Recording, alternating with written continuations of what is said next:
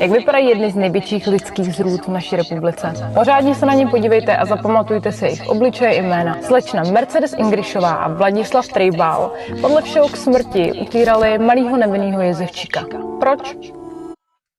No doma čural, protože ho asi nikdo nevenčil. Občas ho skopali tak, že nemohla ani chodit a evidentně se v tom těhleti dva mladí krásní lidé doslova libovali. Podle informací pan Trejbal týral a utíral i zvířata svých bývalých přítelkyň. Jsem absolutně fascinovaná krutostí těchto dvou mladých lidí. S pejskem se přiházelo o zeď, kopalo se do něj a to speciálně, když udělal loužičku, a to tak, že se nemohla ani hýbat a ani chodit.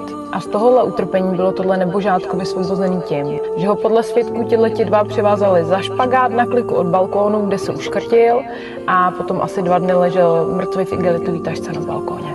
Tento pan Trejbal potom vyhrožuje všem lidem, sousedům a rodině, která si dovolí se proti tomuhle týrání ozvat. Tak, abys věděl, ty hajzle, já se tě nebojím a zařídím, aby každý v této republice věděl, co seš zač. Na všechny věci, které tady říkám, mám důkazy, svědky, screeny a mám i peníze a právníky. Na rozdíl od tebe, ty chcípáku, chraň tě ruka páně, jak ublížíš nikomu, kdo našel odvahu mluvit o tom, kolik už si utíral zvířat. A prosím všechny, aby tohle video sdíleli úplně všude, a dokud všichni v České republice nebudou vědět, že tahle zrůda umučila několik nevinných čistých duší. A vy dva, vy máte svoje speciální místo v takhle morální videu.